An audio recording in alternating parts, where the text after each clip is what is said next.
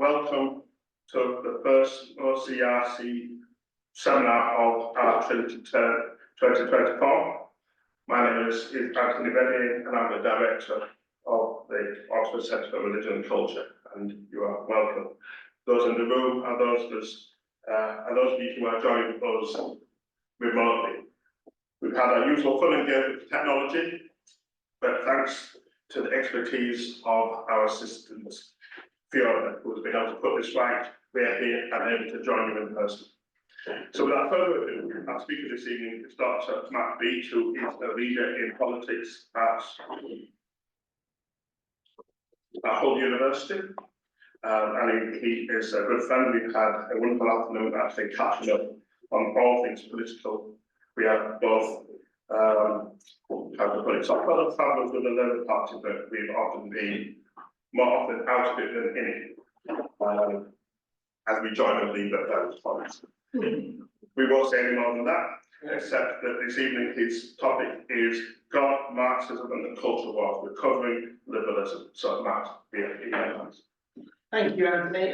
Wonderful to be back here at the OCRC colleagues, to see some familiar faces and to see some people online. Lovely just to note that my PhD student Zena is online. Thank you, Zena, for joining us.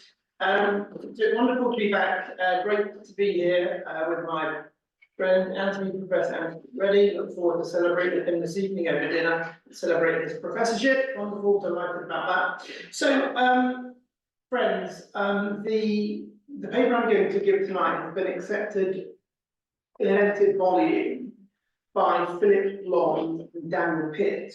Philip Blond of Res Publica and Daniel Pitt of the University of Sheffield. So in this essay, I interpret post-liberalism through the ideas of Philip Blond. I argue from a classical Christian perspective that liberalism needs to be recovered rather than opposed for the benefit of virtue and the common good, and that this in turn will aid the recovery of orthodox conservatism in Britain and the Anglosphere. Contra Blond, I suggest that the project of post-war progressive humanists in general, and types of Marxists in particular, have been the primary agents of challenge and attack on Western civilization. If orthodox conservatives fail to recover liberalism, properly understood, the culture war, I contend, will be lost.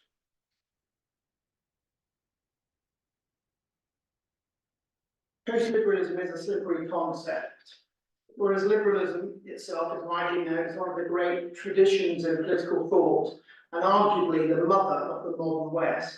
In contemporary British politics, it is known to comprise two component traditions, economic and social liberalism. Post-liberalism can be used to suggest something about the character of the age in which we live, as being either after the high watermark of liberalism or understood as a normative project which seeks to supplant liberalism with a variant of conservatism. It is the latter definition that concerns this essay. If post-liberalism is a declaration, it is necessary to grapple with the reasoning behind such a declaration. Now, my working understanding is that in Britain, but also elsewhere in the Anglosphere, there is a call for orthodox conservative politicians and thinkers to reflect upon the extent to which their governments and their political parties have been compromised by so-called liberal tendencies and policy agendas. So I need to define some terms. By orthodox conservative, I mean those whose thought emanates from the tradition of Edmund Burke. I interpret this tradition as giving tribute to the primacy of the origin of English culture, namely Christianity, and how it developed into English Protestantism through the Reformation. This tradition is neither nostalgic nor curmudgeonly. It grasps that change is a condition of human life and experience, and yet there is within this stream of thought a sensibility about the proper handling of the past and what that means for the temporary role of guardianship of each generation. gratitude for the gifts that have been bequeathed by our forebears, institutions, practices, dispositions, language, literature, and the law.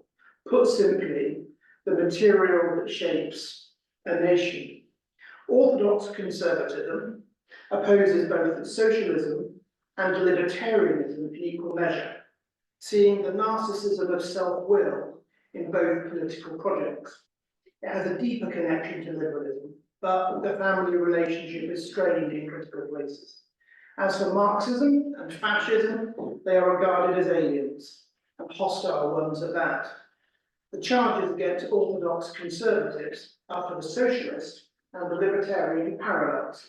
For the socialist, the conservative is a defender of the atomized individual, drunk on the magic of the market, ignorant of the effects of poverty and concerned with the preservation of vested interests, whilst for the libertarian, the conservative is a sellout to soggy social democracy who clumsily uses state power to overregulate and fund public services paid for by other people's money. This call to post-liberalism then is a call to orthodox conservatives to genuinely engage in self-reflection, and this is indeed helpful. And in the contemporary British case, given the fact that many, if not most, members of Parliament who stand on the manifestos of the Conservative Party are heterodox and can be described as liberal, libertarians, or progressives of varying views, then such a call to post-liberalism has some value.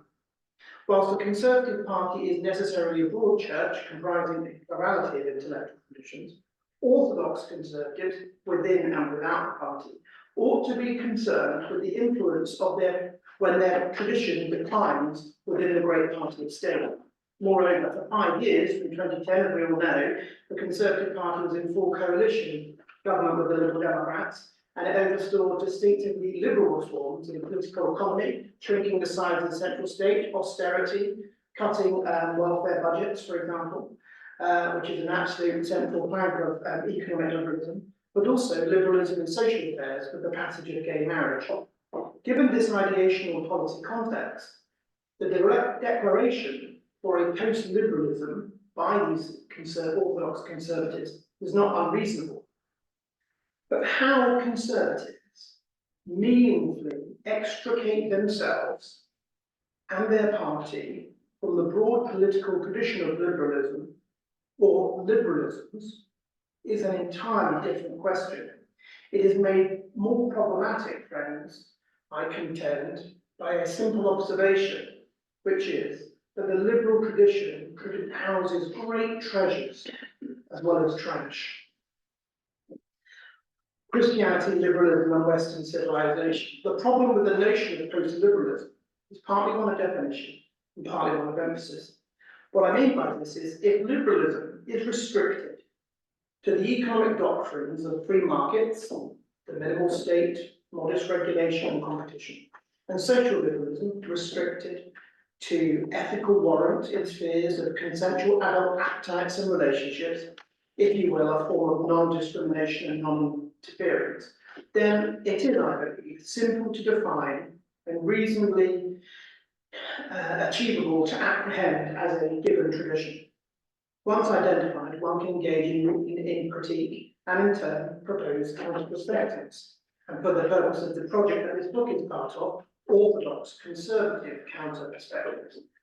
But however, whilst I think this definition and emphasis of the liberal tradition is necessary, it's not sufficient.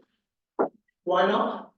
Because what's identified as liberalism by such conservatives does not merely comprise the twin components of economic and social liberalism.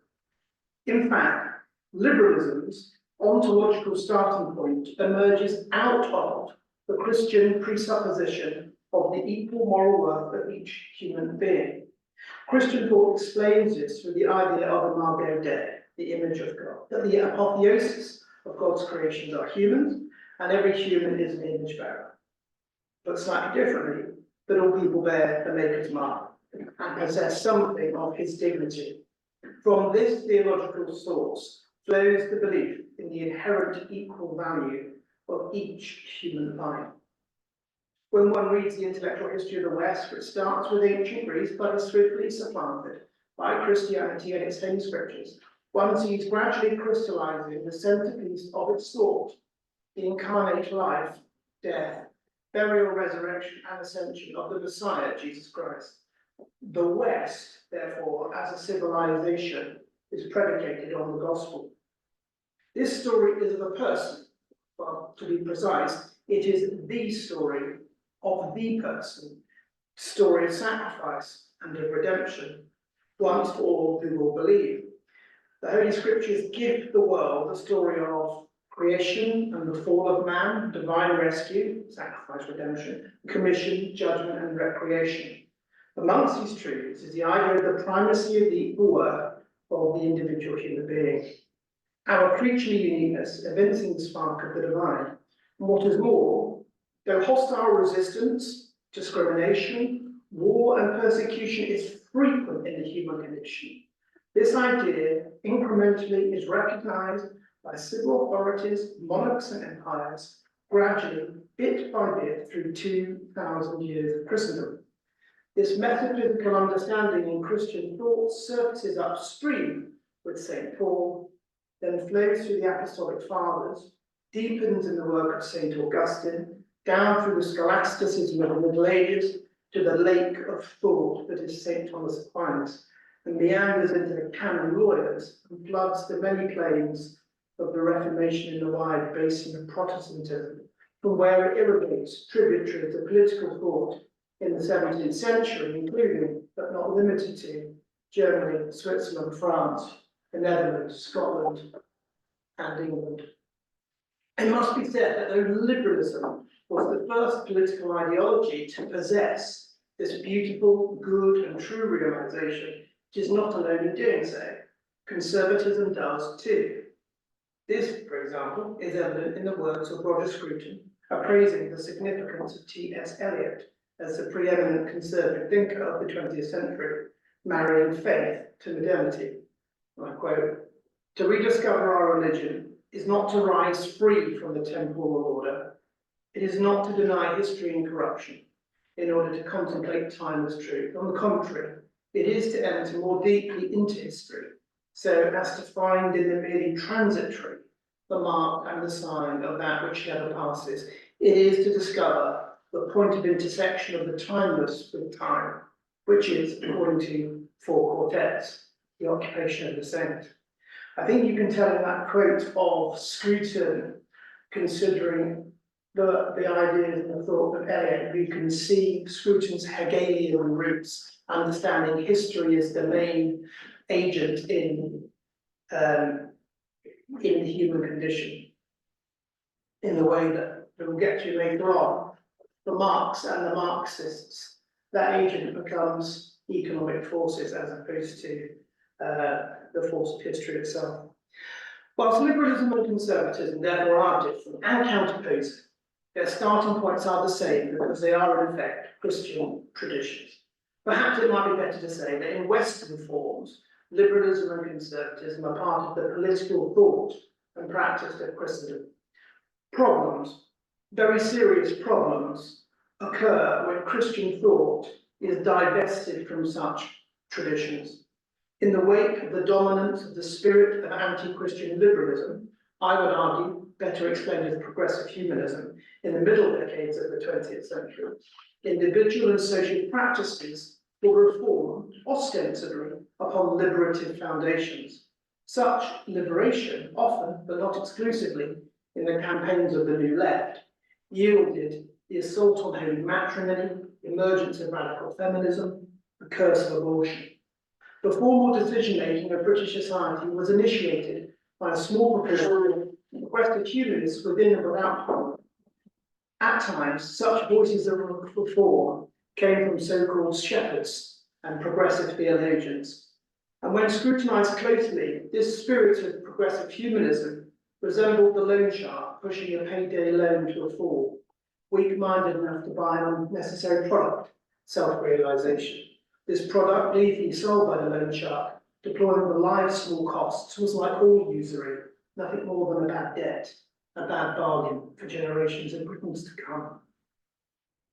Philip Blond, Post-Liberalism and Marxism. So Philip Blond is one of the leading intellectual proponents of post-liberal politics. His Red Tory platform and Christian worldview offers a distinct and different direction of travel from humanist progressivism on the one hand and right-wing populism on the other.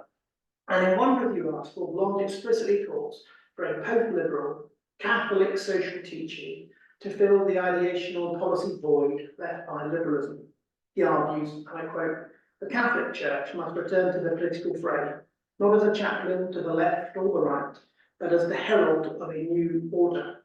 End quote. Now, this is interesting and points perhaps, I think, to a rich communitarian conservative tradition in which post-liberals might discover, or perhaps rediscover, old solutions to contemporary problems. Many years ago, Blond described the provenance of liberalism and what it evolved into, and I quote, "We must first note that philosophical liberalism, according to Blond, was born out of the 18th century critique of absolute monarchies. But so extreme did the defence of individual liberty become that each man was obliged to refuse the dictates of any other, for that would be simply to replace rule by one man's will, the king, with rule by another. As such, the most extreme form of liberal autonomy requires the repudiation of society, that the human community influences and shapes the individual before any sovereign capacity to choose has taken shape." He finishes, "The liberal idea of man is then, first of all, an idea of nothing, not family, not ethnicity, not society or nation," end quote. So, Blond, I think, sees the pathogen of the West in general and Britain in particular as liberalism. It is for Blond a clear and present threat to the life of virtue and the common good. Drawing upon this argument, in an article in 2010, he argued that forms of state liberalism and free market liberalism have caused Britain to become a shattered society. Now, in contrast, friends, my diagnosis identifies types of post-war Western Marxism, the new Marxism, and the ideas and values attached to this new Marxism, really as the key factor, as the key pathogen in Western society, especially in the English-speaking world. Such forms of Marxism are the issue and an agent of challenge and attack on the hard-won civilization in the West. Contra Blond, I argue that liberalism cannot be the adversary of a society predicated upon centuries of Christian thought through which it emerged, but Marxism, to the Christian mind, can be that agent of challenge and attack, because to the Christian mind, Marxism, in its atheistic, materialistic, deterministic sense, is idolatrous. Liberalism, properly understood, is the product of a Christian society, as we looked at earlier. Therefore, Marxism and liberalism are enemies. They do not cohere, nor can they peacefully coexist. We know this from history, because Marxism was as full a reaction to the 19th century liberalism in Britain as Berkeley and conservatism was to the 18th century radicalism in France. Here I find the work of Doris Lessing, the Nobel Prize winner in literature, really helpful. In a speech to a conference in 1992, Lessing reflected on her experience as a one-time communist intellectual. She notes how ideas and ideologies such as Marxism can captivate and, if left unexamined, can possess people, resulting in what she calls unexamined mental attitudes. I quote from Lessing, she says, "Exciting ideas have always swept across countries and nations of the world. There have always been people high on ideas. There used to be religious emotions, that we might usefully keep in our minds. They still are religious in some sense and spreading fast. But in all our minds are patterns which we do not examine that govern our behaviour." End quote. So like Lessing, I too think that people, especially young university educated folk, are very often high on ideas. The crucial observation is that Marxism, in its cultural post-war guise, sometimes called the new Marxism, is extant in Britain and the Anglosphere and maintains its allure. I think it is very clearly a formidable tradition of thought, with many intellectuals, academics and outlets, and subject-specific fields of inquiry. And this type of post-war new Marxism, Western Marxism, possesses a property that is overlooked, namely emotion. For all of the supposed scientific socialism and anti-clericalism of its founder, the Marxist tradition, the neo-Marxist Western tradition, remains because it mingles rationality with romance. It blends realism with a promise of utopia. With the cultural turn in Marxism, whether it's within critical theory, pioneered by the Frankfurt School, or its offshoots, critical legal theory, critical race theory, radical feminism, or gender theory, has been seen right across the humanities and the social science to contain a single dominant frame of reference. If you want, if you will, a fundamental presupposition, an analytical frame of oppressor and oppressed to detect social injustice, and much social injustice clearly exists across the West. The reality of injustice and the ever-present maltreatment of fallen creatures by their fellow fallen creatures means that Marxism, or this newer post-war Western Marxism, sustains genuine emotional force. It does this, though, I argue, while shrugging off the inconvenient historical record that the rule of Marxist-Leninist regimes, wherever they have occurred in the world, in any continent, are filled with enough famine, suppression, brutality, and bloodshed to fill reservoirs, nothing short of evil on an industrial scale. We know them by their fruits. In his article in First Things, Philip Lond initially identifies Marxism as, and I quote, among the ideas that compete to determine the world's future. One can count Catholicism, Islam, and until recently, Marxism, end quote. So in this sense, Philip Lond is thinking about ideas at a civilizational level and mentions liberalism as, quote, a dominant, hegemonic, and all-pervasive tradition, end quote. So for Philip Lond, types of Marxism it's a former worldview of note. It's a one-time historic challenge to the West that's now obsolete. And I can understand as a historian of ideas and a political scientist, how someone like Philip Lond can draw such a conclusion, given the collapse of the Soviet Union and its Marxist-Leninist empire. But through my teaching and reading of post-war Britain, I'm led to discern the cultural turn in British Marxism, especially after the death of Stalin in 1953, what happened to the Communist Party history group then, and then with Khrushchev's secret speech, and then after the crushing of the Hungarian uprising in 56, and the Prague Spring being put down in 1968. What I noticed is that there was an exodus of incredibly brilliant, gifted scholars, men and women, from the Communist Party of Great Britain and their fellow travellers across Western Europe, who poured out of the Communist parties in France and elsewhere because of these human rights abuses, because of the notions, the revelations of Khrushchev about the purges and the atrocities under Stalin. And they poured out of the formal instruments of Moscow, which were the Communist parties, but they maintained their utopianism and their intellectual energy, but just divested of Soviet communism. What you had in Western Europe was a rise of what some people call Euro. British Marxist intellectuals turned their attention and energy to critique British institutions in a way that they hadn't done so before. But to critique not just institutions, but practices and traditions. For example, from the welfare capitalism on the one hand, to education on the other, to art and entertainment, and above all, the Christian church and Christian morality. So this type of post-war new Marxism or cultural turn in Marxism did not disappear or die. It evolved. It turned its attention from violent revolution and classical proletarian struggle to what Rudy Dutschke, a student leader in the American New Left movement, dubbed at the time the Long March through the institutions. Now, not so much in Britain, but definitely in the United States, one of the most important intellectuals that came out of the Frankfurt School, who burst on the scene in the late 1960s, not through any energy of his own, but just because students had read his lectures and started quoting him at these rallies, was Herbert Marcuse.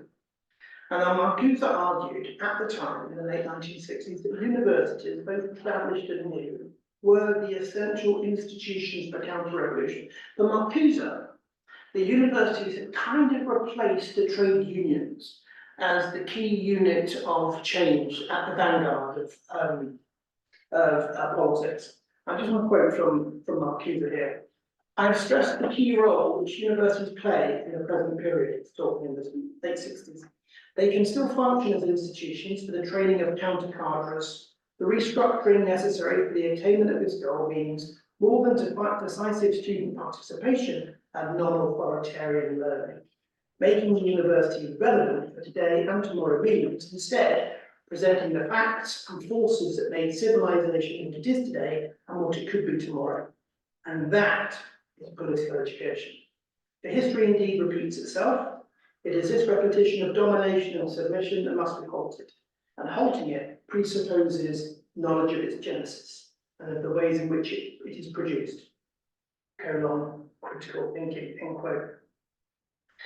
So, if anti-Christian liberalism in its progressive humanist guise has been the tradition that has attacked Christian thought and simultaneously influenced contemporary conservatism, how does Philip Blond account for post-war Marxism and this radical evolutionary change in this very important influential tradition of Marxism, which has really maintained significant hold in the universities throughout the West across humanities and social science departments? How does he maintain that? Well, this was more or less the question that I put to Philip at a conference I was at with him that this book comes out of. And his response to the question interpreted Marxism in its various forms as part of a broad historic consequence of Enlightenment humanism, and in particular as a consequence of the impact of the political thought of Jean-Jacques Rousseau. For Philip Blond, Marxism is downstream of Enlightenment humanism and liberalism. Rather, it is anti-Christian liberalism, according to him, with its gradual usurpation of traditional Orthodox Christianity, which has ascended to its current position as the intellectual and cultural hegemon of the West. Recovering liberalism and why it matters for the culture war. In my contribution to this volume, I'm attempting to deepen the appreciation of the liberal tradition. This I do not merely to prompt a sympathy in the mind of the reader for some of its richness, though I declare I do hold such a sympathy for that tradition, but also to caution against dismissing the value of the liberal tradition because several generations of progressive humanists sought to jettison it from the established moorings of Christian thought. Let us please not throw out the baby with the bathwater. It is true that the liberal tradition became the handmaiden of a different ideational project, figuratively speaking, the bastard child of progressivism and humanism. It is certainly the case, well made by conservatives, that unfettered economic liberalism, let alone libertarianism, married together with social liberalism, has furnished Anglo-Saxon societies which have pursued it with a litany of negative externalities and tragedies and ongoing dilemmas. And with a heavy heart but with clear eyes, one can apply the prophetic judgment on the West that the sins of the fathers have been visited upon the children to the third and fourth generations.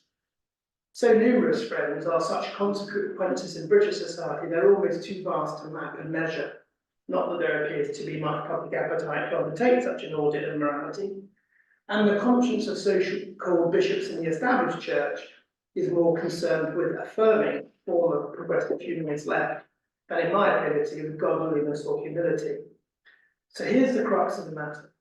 The conversation about post-liberalism is germane in the minds of some of these conservative thinkers because its participants acknowledge the moral failings of much of the dominant modes of anti-Christian, liberal or progressive humanism. Philip Blond and others offer counter-prescriptions. And whilst naturally there's a range of prescription, there's a broad agreement that liberalism and Marxism cannot deliver the common good. Christianity can. And the Orthodox conservative tradition, I would argue, is well placed to draw upon the wellspring of Christian thought, so that the recovery of liberalism aids the recovery of conservatism. So much so is liberalism the mother of the West, that we need to recover that liberalism, because the recovery of liberalism aids the centre-left and the centre-right. It aids how we speak to each other, how we treat each other, because at its root it makes us dignify one another and sees the maker's mark on one another. So we don't talk past each other and we don't alienate one another, but we see each other as sisters and brothers. Such is the paradigmatic place of Christianity in the history and formation of the West.